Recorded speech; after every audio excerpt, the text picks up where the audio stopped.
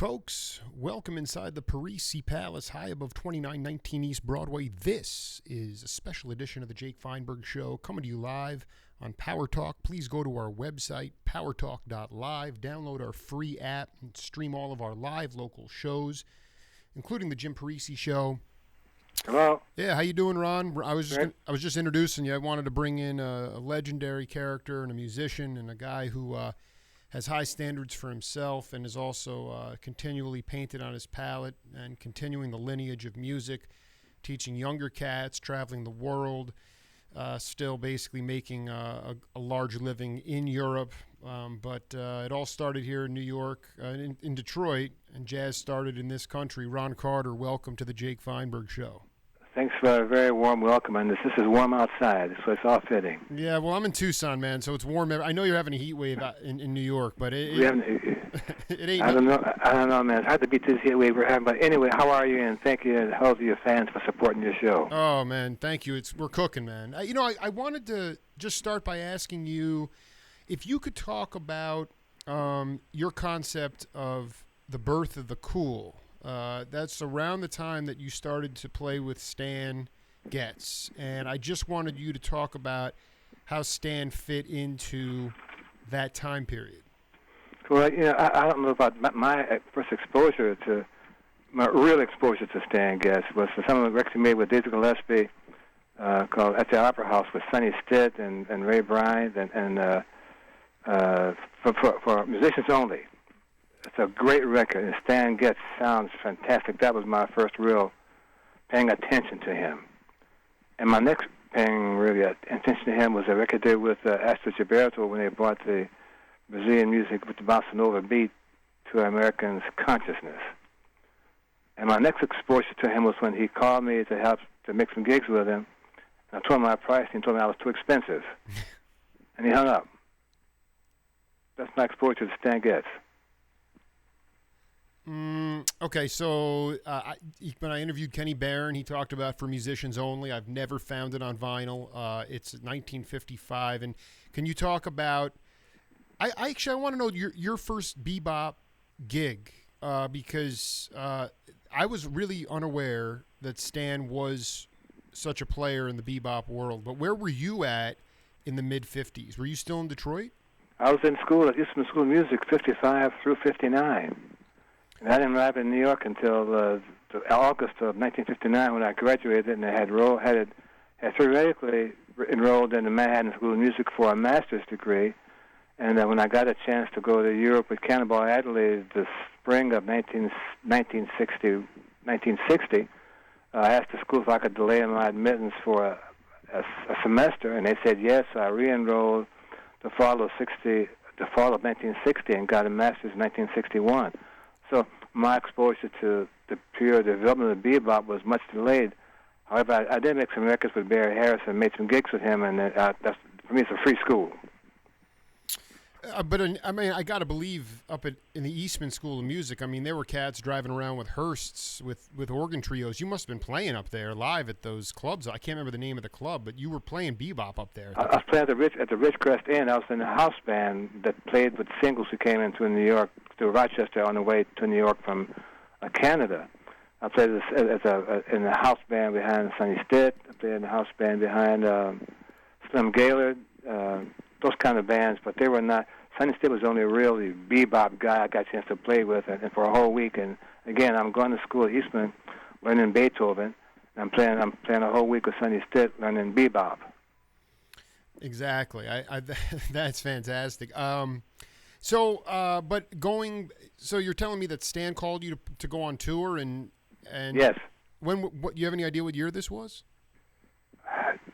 Whatever record the Sweet Rain is. You hear that record we made, Sweet Rain? Yeah. It's that's like 67. In that time frame, he decided he was going to put a band together because he was happy with the record.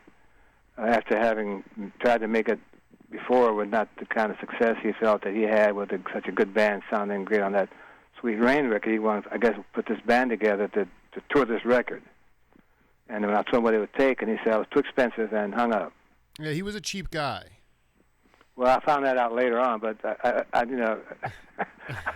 enjoyed our brief conversation. It was to the point, Yeah. And he let me know how he felt. And one of the things when you tell a guy your price, you're prepared to accept no or yes, and you accept those two consequences. In this case, the consequences was no. So I said, okay, I sat down and went on about my business. Talking to Ron Carter here on the Jake Feinberg Show. It's a sweltering day in New York, and he's taking the time to hang with us for a minute. Can you talk about, in your mind, what you think would you be most interested to see in a film documentary about Stan Getz?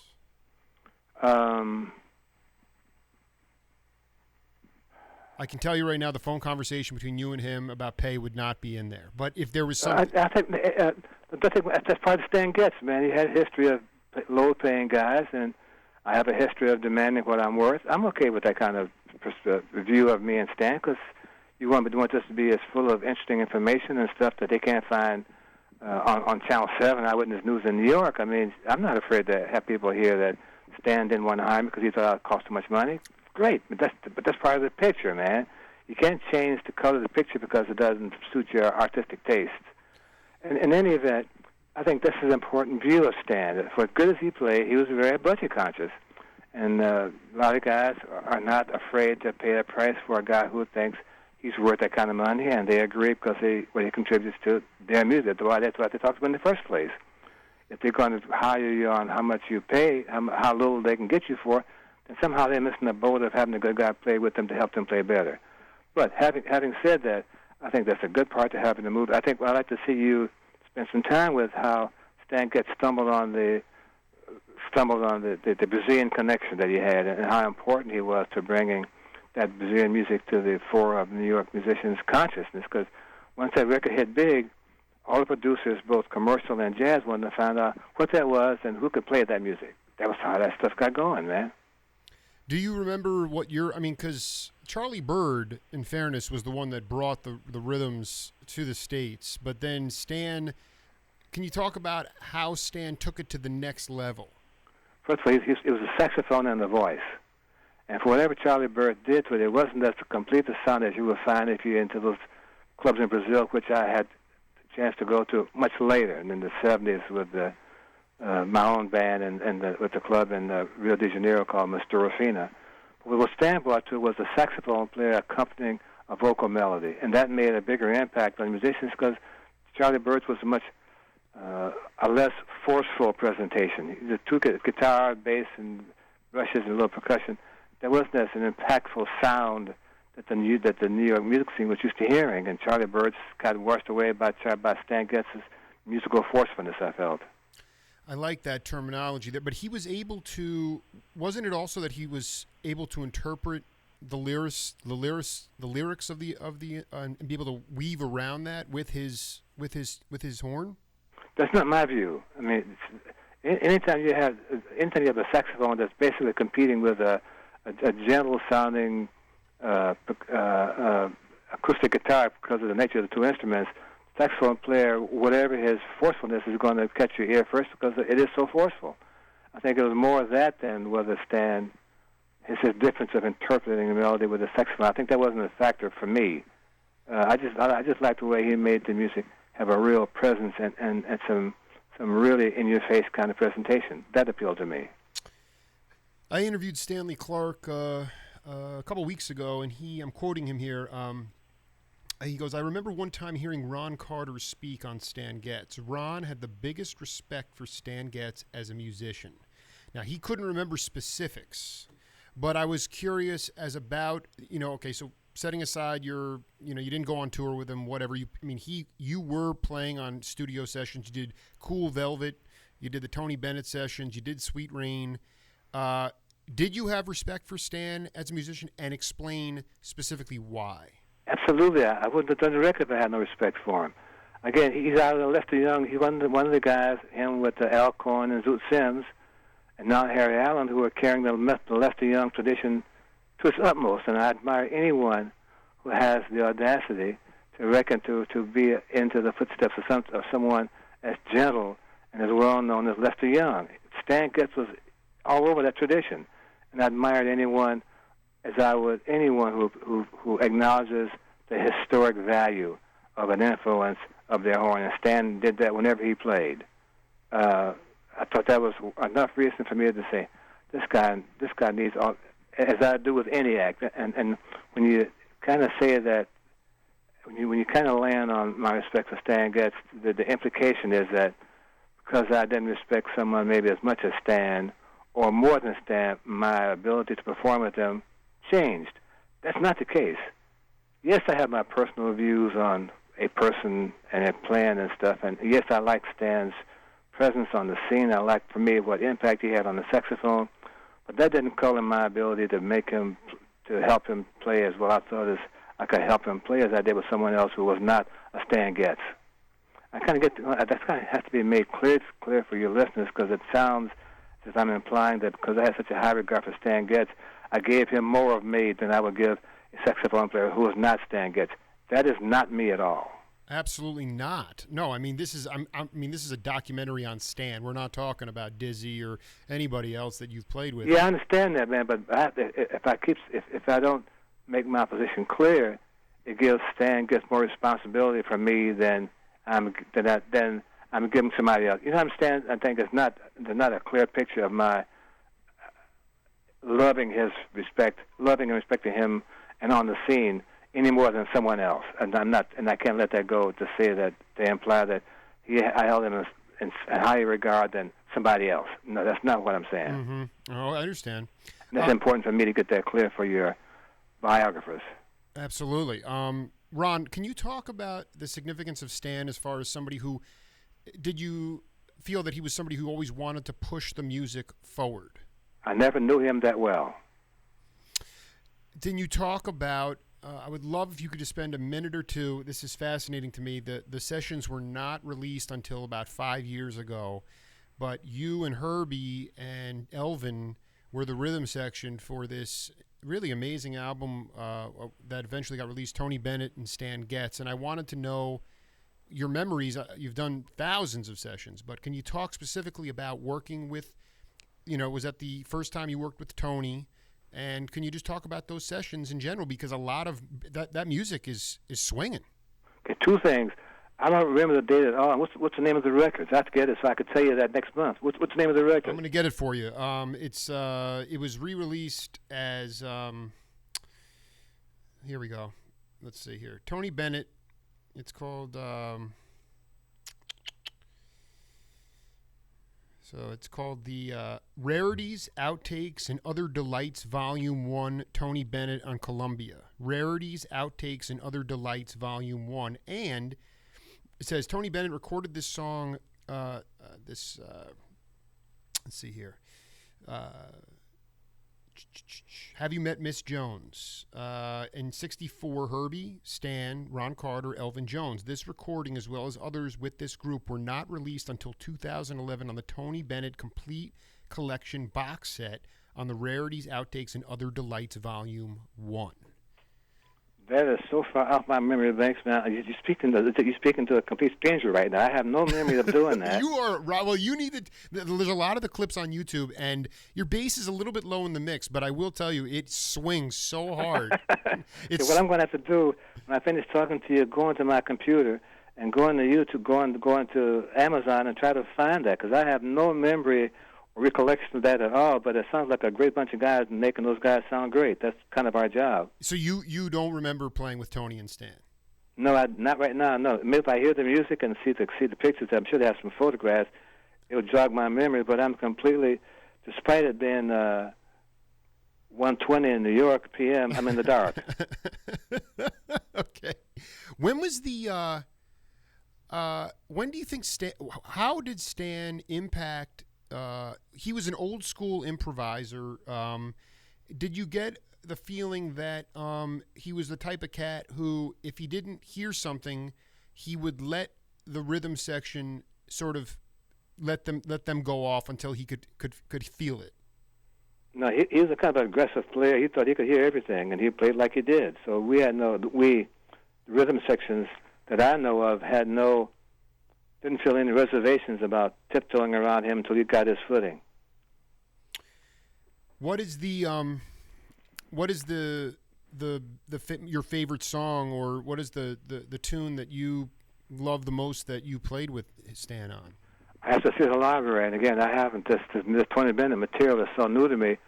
I can't make a comment until I hear what that is, because I have no recollection. I'm almost embarrassed to say I have no recollection of that. And you keep referring to it, and I can't help you. No, I was so psyched. I couldn't even sleep last night. I was so excited to talk to you about this. Really? Well, because Tony's still around. We're eventually going to talk to Tony, but I was like, just to be able to talk. You did 2 sessions. I'm just saying, go and check this stuff out, because it swings so. It's awesome, and it's really, you guys were really. Well, I also wanted to ask you if you could tell the story about how you actually wound up getting the gig with Miles. I don't know what to ask. I don't know. I can answer that question. I don't mind doing it, but I don't see how that relates to Tony Bennett, to Stan Getz. It's just a separate. Well, no, because I want to know about Miles and Stan were peers. They respected each other, and they both really came. To me, they both were at the forefront of this birth of the cool movement, and that's so. And you were right there with it. I mean, you joined Miles pretty soon after that. Well, again, My getting that gig with Miles came about when I was working with Art Farmer at a place called the Half Note, which is located on Spring Hudson down on the waterfront. And I was working with Art Farmer with a band of Jim Hall and I think Walter Perkins playing drums.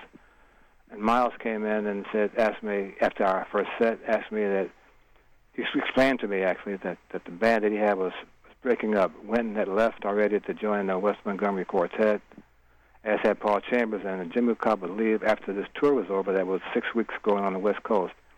He was looking for a bass player and wondered if I would go out on the West Coast with him for this tour. And I said, Mr. Davis, I'm very interested, but I'm right now working with Art Farmer, and if you will ask Art Farmer to release me of his second week of his gig that I'm committed to doing, I'm happy to go. If Art says no, I'm happy to stay here because I'm committed to having him and I'm learning some great music. So after the set was over, after he did the next set, he hung around and asked Art, was it okay to release me from this gig? And Art said yes. And that set the ground for 2 relationships getting up to another level. With Art, someone in his band would ask his permission to leave to join the fabulous Miles Davis was a feather in Art's cap, because he knew that this person who was asking for this release had such a high guard for him. He was willing to risk his career improvement, theoretically, to stay with Art longer. And secondly, it set the tone for Miles that I had high regard for my commitment to whoever the leader was. That included Art Farmer. If I'm with your band, it now includes you. So it set the tone for a lot of interesting conversations and relationships, and I'm happy to have been part of that. Switching back to Stan, I know you got to get out of here. Can you talk about, in today's world, I believe you're at Juilliard, you're teaching there now? Yes. So explain to everybody across the world listening right now, and even to, why... To future generations of students, why is Stan Getz relevant? Not his personality, he was a Jekyll and Hyde personality, but as far as why is he relevant in 2016 to the lexicon of music? You have to ask those guys. You're asking me to put myself in their position, and I can't do that. All I know is if he were to call me today, and I'm being kind of tongue-in-cheek, but you get my point of view. If I could get in a call from him today, to join him for a session within a half hour, I'd be the first guy in line at the studio to open the door, because he's a great player. That record for musicians only, man, it is so far out. I mean, it's so happening to have a chance to play with him in that kind of heated improvisatory environment. I mean, everyone's on fire, and to be a part of that situation, something I long for, man. And if he would call me, I'd say absolutely, and I wouldn't even ask him what he's going to pay me until after the date, so I wouldn't be disappointed. Could you just, before I let you go, can you just talk about how the 3 of them burned together so well, but left space? I'm talking about Sonny, Dizzy, and Stan. I'd have to be there. You asked me to be a critic now, and well, you just talked about the album. You talked about the album. Yeah, but if those guys are part of the album, they are what it is. And you kind of put me on the spot because I can't answer that question because, first of all, I haven't heard it in at least 9 months. It's on the thing on my desk right now that I played because the enthusiasm, the level that each guy pushes the other one to reach is something that I'm sure that they hadn't reached this kind of intensity before, and they understood that this environment is so on top of it that they have to maintain the integrity of the music by maintaining the level of the band set by the band itself. And that's something I can explain to you how Sonny Stitt and Dizzy and Stan were able to play the whole record on that kind of incredible level of intensity and improv. Stan Getz is so far on top of his game that it's just stunning to wonder why he doesn't do this more often. Well, maybe this is the first time he was in that kind of environment that made that necessary. He was not the boss. The music was the boss. Dizzy Gillespie was the boss. Sonny Stitt was the boss. And they put on Stan Getz along to get in this boat and let's get this party started.